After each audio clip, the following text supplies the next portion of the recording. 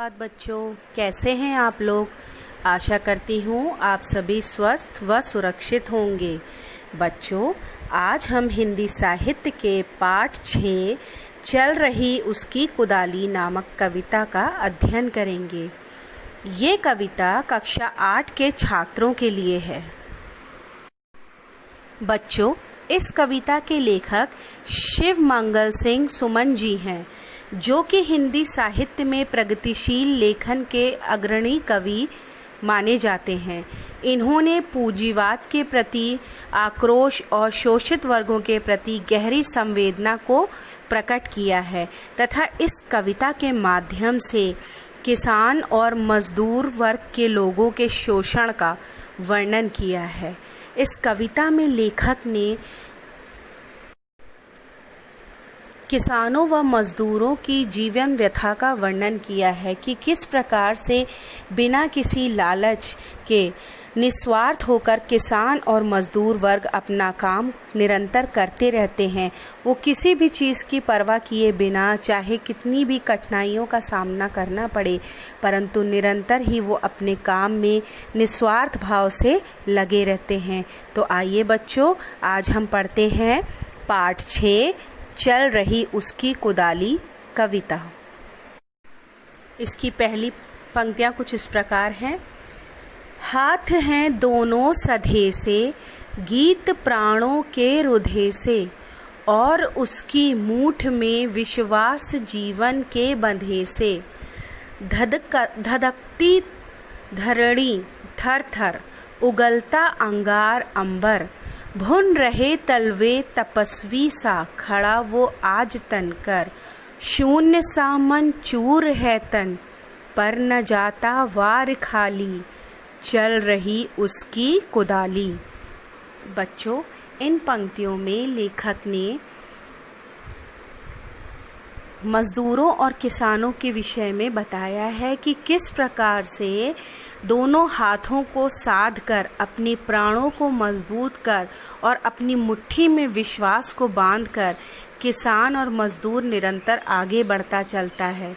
इस भीषण गर्मी में धरती धधक रही है और आसमान गर्मी के अंगारे बरसा रहा है, यानी तपती हुई गर्मी है और बहुत ज़्यादा इतनी गर्मी है, परंतु वो निरंतर नंगे पैर बिना किसी चीज़ की परवाह किए किसान और मजदूर नंगे पैर तपस्वी की तरह इस भीषण गर्मी में भी अपने कार्य को करते जा रहे हैं। बिना थके और बिना रुके निरंतर आगे ही बढ़ते जा रहे हैं। उनका मन एकदम शून्य अर्थात खाली है। परिश्रम के कारण उनका शरीर थक कर चूर चूर हो गया है, पर उनकी कुदाली बिना रुके चलती ही रहती है, अर्थात वो अपने कार्य को बिना रुके करते ही रहते हैं। चाहे कैसा भी मौसम हो, चाहे गर्मी हो, बारिश हो या जैसा भी मौसम हो, परंतु किसान और मजदूर वर्ग जो है अपने कार्य में निरंतर लगा ही रहता है। तो आइए बच्चों, अब आगे का अध्ययन करते हैं। वह सुखाता खून पर हित, वह साहस पर रिहिमित, युगों युगों से वो खड़ा है, विश्व भय वैभव से अपरिचित। जल रहा संसार धू धू, कर रहा वह वार कहयूं, साथ में संवेदना के स्वेद कण पड़ते खबीचूं। कौन सा लालच धरा की, शुष्क छाती फाड़ डाली, चल रही उसकी कुदाली। बच्चों, आगे की पंक्तियों में कवि कहते हैं कि किसान और मजदूर अपने खून पसीनों को दूसरों के हित के लिए बहाते हैं, वो सुखा देते हैं।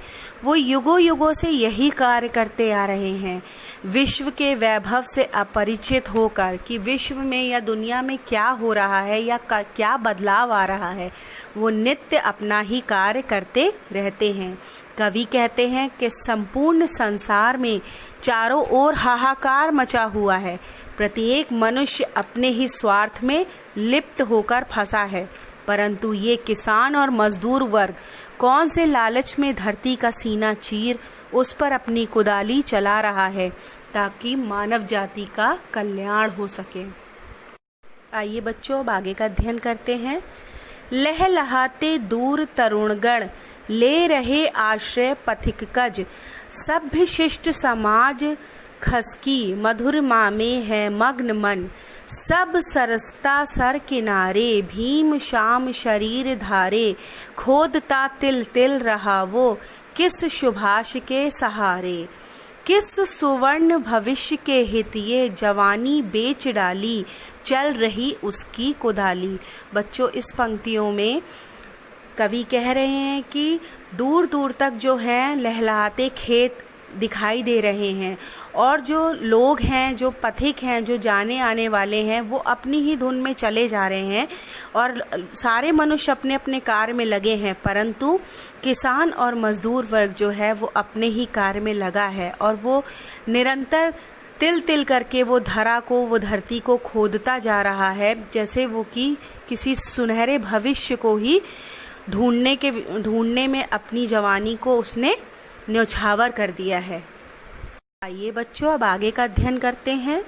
भूमि से रण ठन गया है, वृक्ष उसका तन गया है, सोचता मैं देव अथवा यंत्र मानव बन गया है, शक्ति पर सोचो जरा तो, खोदता सारी धरा जो, बाहुबल से कर रहा है इस धरणी को उर्वरा जो, लाल आंखें खून पानी, यह प्रलय की ही निशानी, नेत्र अपना तीसरा क्या खोलने की आज ठानी, क्या गया वो जान शोषक वर्ग की करतूत काली, चल रही उसकी कुदाली।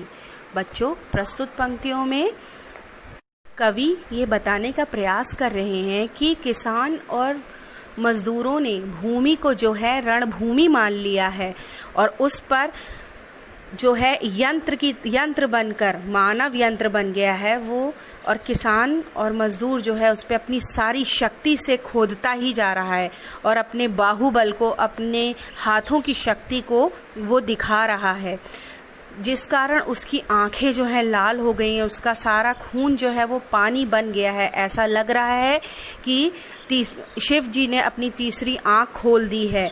आज वो उन लोगों को पहचान गया है जो शोषक वर्ग हैं, जो इस मजदूर और किसान वर्ग का शोषण करते आ रहे हैं और उनके विरोध में भी वो जागरूक हो गया है। तो बच्चों, आइए जल्दी से समझ लेते हैं कि इस कविता का सार क्या है। बच्चों, प्रस्तुत कविता में कवि ने किसानों व मजदूर के जीवन व्यथा का वर्णन किया है। कविता के द्वारा कवि ने युगों युगों से किसान व मजदूर वर्ग के हो रहे शोषण का वर्णन बहुत ही सुंदर ढंग से किया है। कविता के द्वारा कवि छात्रों को किसान व मजदूर के तप, त्याग, परिश्रम, परोपकार, साहस, बल आदि गुणों के विषय में अवगत कराते हुए उनके प्रति सम्मान की भावना को जागृत करना चाहते हैं।